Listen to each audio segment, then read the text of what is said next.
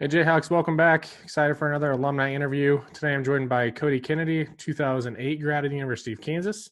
He's the communications and media manager for the Olathe, Kansas School District. I'm so excited to talk to him today about his path and what ultimately he does in his position. So Cody, let's just kind of start with that. Describe your current role, how your type of position has evolved and become so fundamental for a school district. Sure. Yeah. Appreciate you having me. Looking forward to speaking to everybody. Essentially, I'm the spokesperson of our district. I've got a hand in all of our external communication efforts, including press and media releases.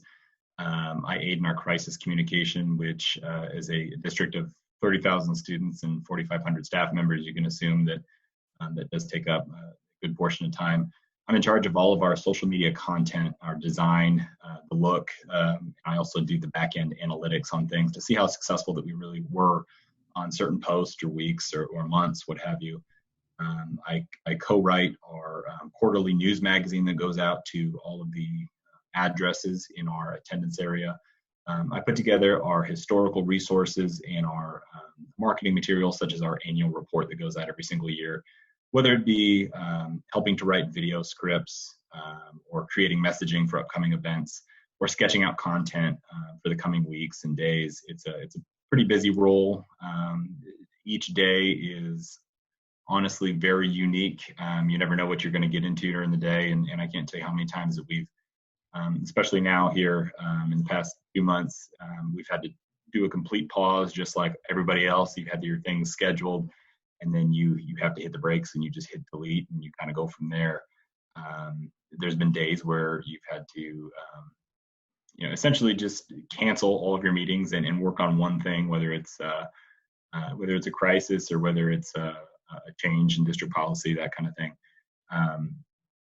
Communication departments, as you talk about it as a whole, not only vital to school districts, but in all facets of industry. I think communications is one of those things that you see it on a billboard, you see it in print, you see it anywhere else. You don't realize that those are things that people have had to write, and that's kind of our role. When you talk customer service, when you talk outreach, your digital presence and your media response, it's absolutely vital to have a communications a team. You have to engage your stakeholders. You have to keep them informed as a brand, as a team, as a district. What they have is you've got the trust in your stakeholders. They come to you to get that message. They come to you for information. They come to you whether it be for tickets or for sales of merchandise or just information. It's the most important thing that you can have is their trust. Unfortunate as it is just like anything, there can be missteps.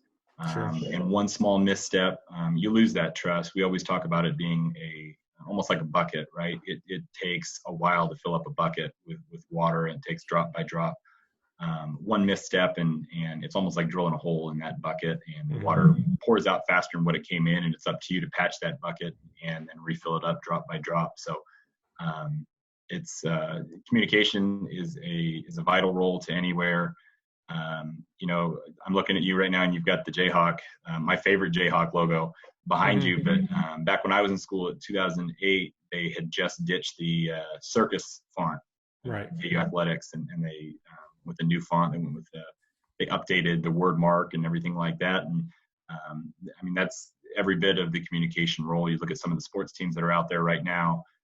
You can tell who has done it well and who hasn't done it well. You can even look at the LA Rams as an example, and not communicating. And then when they communicate, it's, oh, this is what it is. And you don't take your stakeholders' input and put it to good use. What do you think contributes to that kind of disconnect? Somebody talk about the Rams. Are they just not getting feedback? Are they just in this kind of bubble? We always talk to our students about, if all people think the same ways, then this is when things like that happen. When, in your experience in communications, when do those kind of things happen where it's like, how did you not see this coming? I think that people get too close to the project, to be honest with you. Sure, there are several times where we'll write something in our office and we all understand it and we all understand what it's trying to get because we understand the process and the endpoint. When you release it, you reread it again, or you have somebody else reread it, or I could have my wife proofread something I've read and I don't understand exactly what you're trying to say here. And I think that there's a lot of that goes into it where maybe the designers are too close to it. Maybe the people that did have the voice shouldn't have been the only ones in the room, right? Like, Yeah. I think it was 91, the 49ers had a famous rebrand attempt, and it was awful, and they pulled it within 2 weeks. Now you can't do that because you've got production lined up, you've got merchandising lined up. Mm-hmm.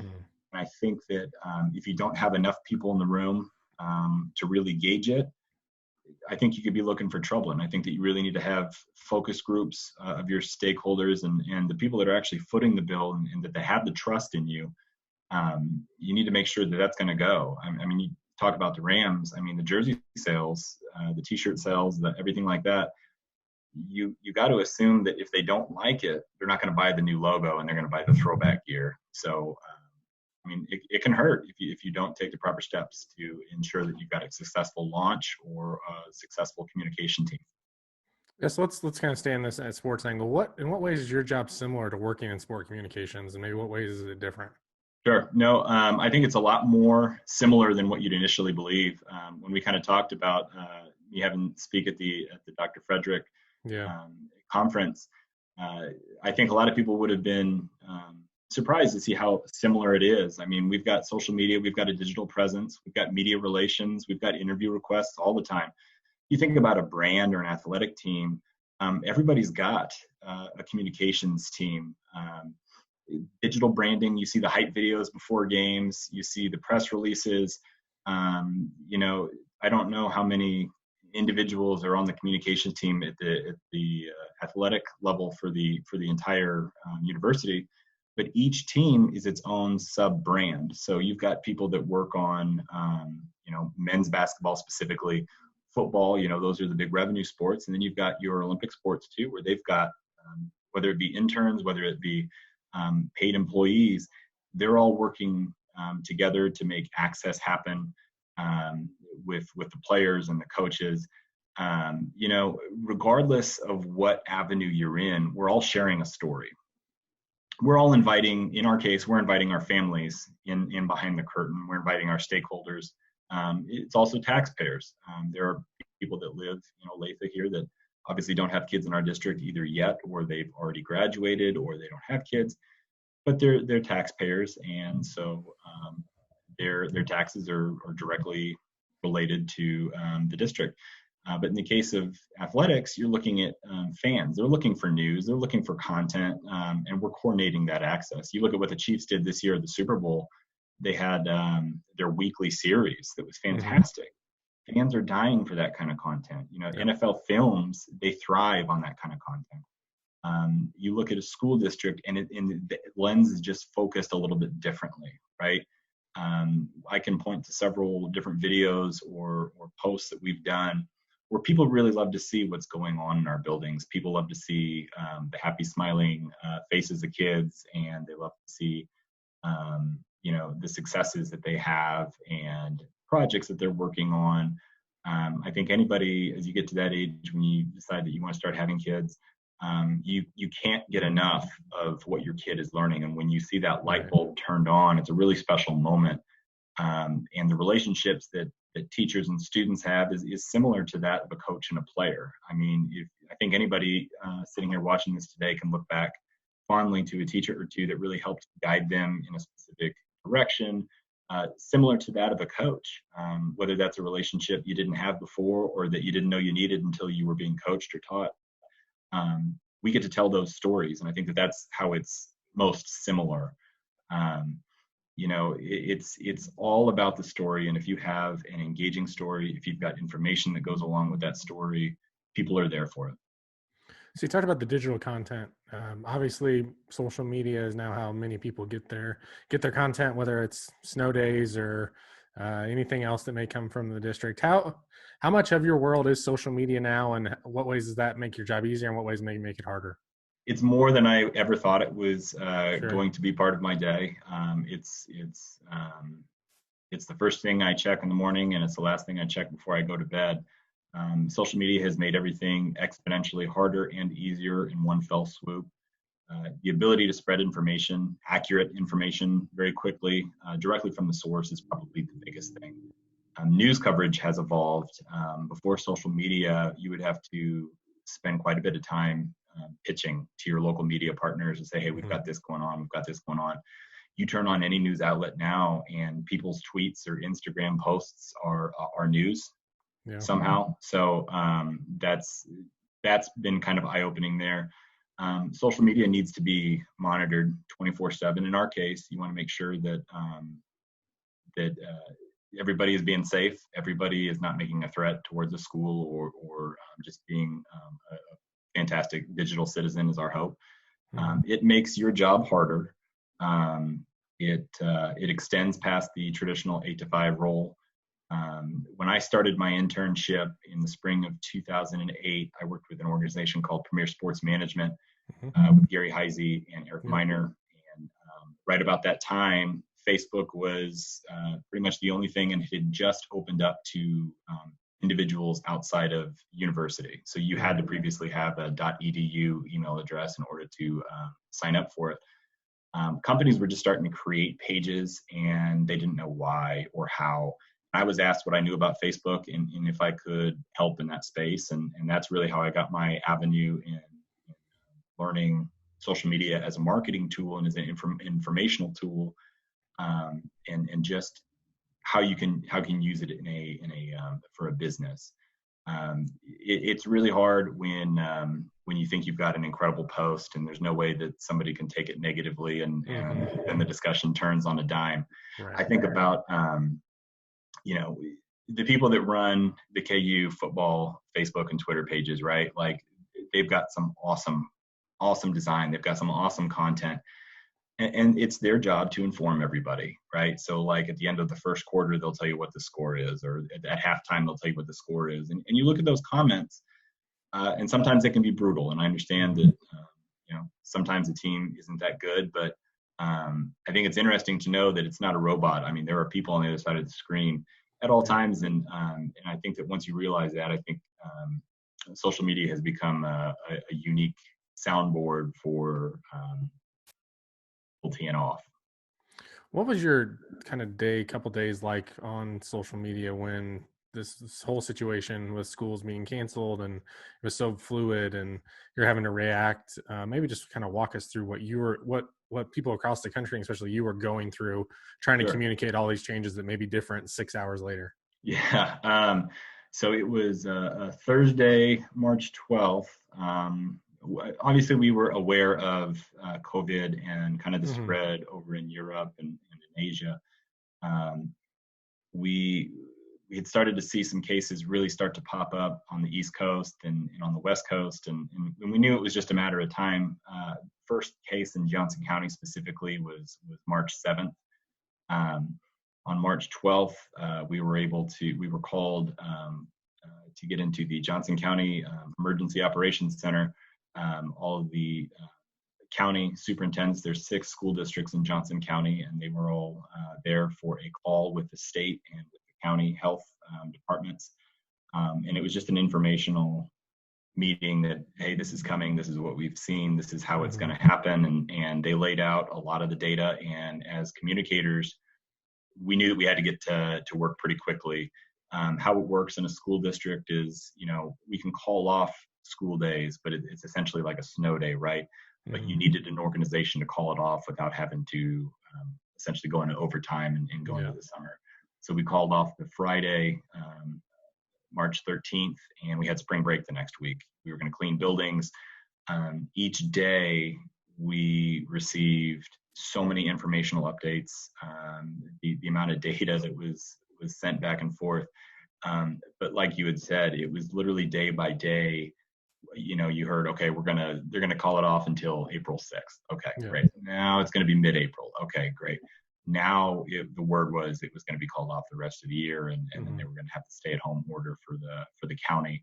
And what followed after that, you closed down the playgrounds, you closed down the facilities. So you really asked people not to be on your track and be a good partner in community health. It was around the clock, and I think that's important to know that in public relations, you're not really defined by 8 to 5. Public relations are typically unique. It was a long long past 2 weeks, because you've got to start mobilizing things and you've got to start thinking outside the box. In Olathe, we have a high percentage of students that are free and reduced lunch, which means that if they're not in school, they may or may not have food access at home.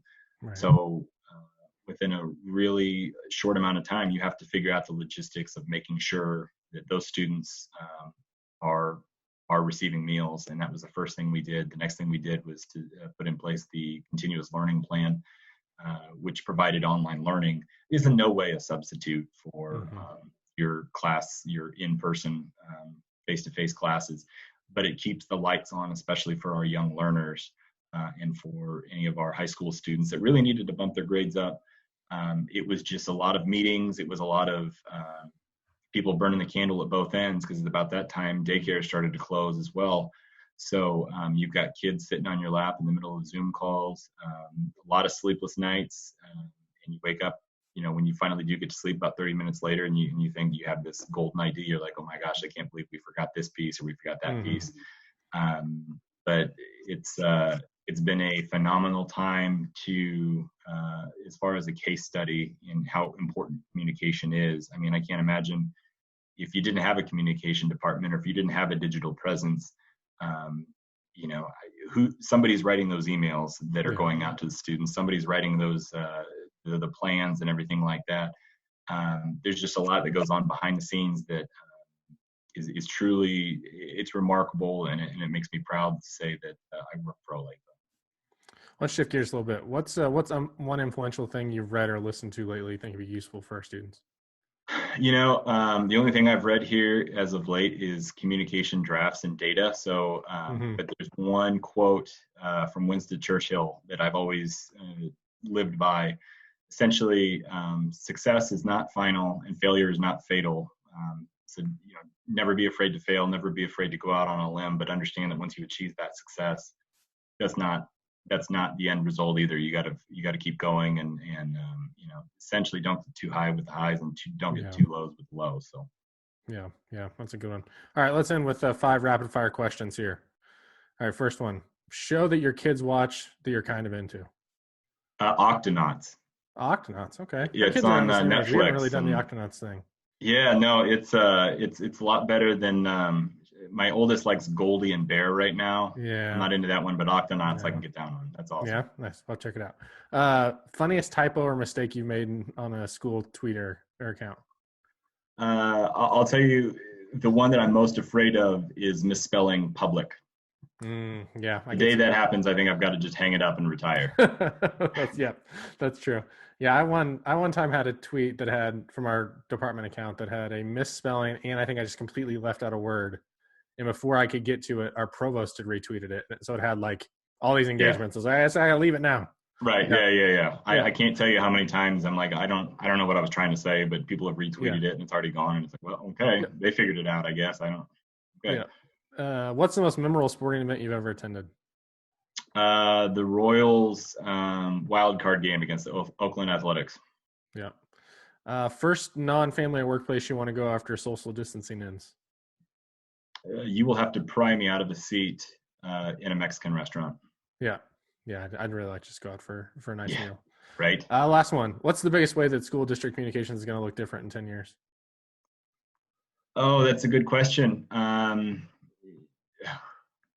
I wouldn't even guess where we are currently, as opposed to 7 years ago when I started. I don't know, holograms. I'm not sure. I don't know. It's hard to predict. I think 2 years ago when I started, it looked so much different than what it did when I started in this current role, 3 years before. So it evolves very quickly, and I think that the shift to go to video is already happening. But after video, I'm not sure where it goes. What types of posts get the most engagement from the school district side? Anything with a visual component. Okay. We really like to do short videos, call to action that has like some sort of link. We like to route everything to our website, but anything with any kind of eye-catching graphic, or we've got a gentleman in our department who does incredible videos, and he's been awarded multiple times on a national scale. We like to use his videos and segments of videos that he creates to really capture capture the eye of our stakeholders. Great. Thanks, Cody. This is fun. Appreciate your time. Stay safe, stay healthy, and hopefully we'll all be back in school in August.